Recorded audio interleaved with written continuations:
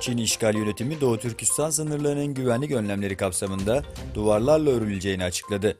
Yeni Çin Seddi geçtiğimiz yıl Çin Devlet Başkanı Xi Jinping'in yıllık hedefler konuşmasında dile getirilmişti.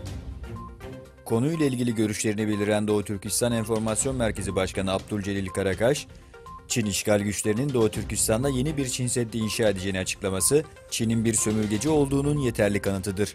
Bu toprağın asıl sahipleri Uygur ve diğer Türk halklarıdır. Çinliler ancak işgalcilerdir. Han Çinlileri Uygurları daha hızlı asimile etmek amacıyla bölgeye yerleştirilmiştir.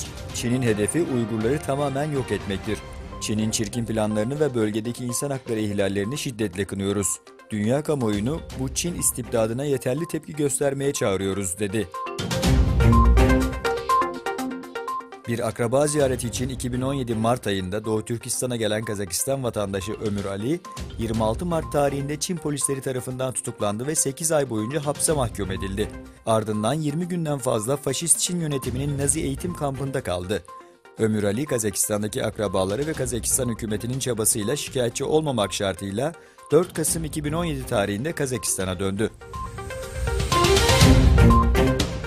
Çin'in Gansu eyaleti Linsha ilçesinde işçiler şikayet bürosuna giderek 1,2 milyondan fazla maaş borcunu ödemeyen bir inşaat şirketini şikayet etti.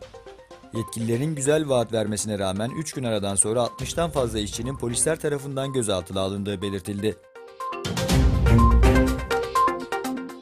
Amerika Birleşik Devletleri yönetimi, Rusya'nın Kırım'ı ilhakını destekledikleri gerekçesiyle 21 kişi ve 9 kurumu daha yaptırım listesine ekledi.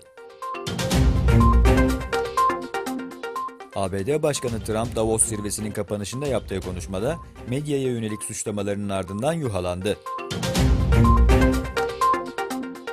Güney Kore'nin Miryang kentinde bir hastanede çıkan yangında en az 41 kişi öldü, onu ağır 70'ten fazla kişi de yaralandı.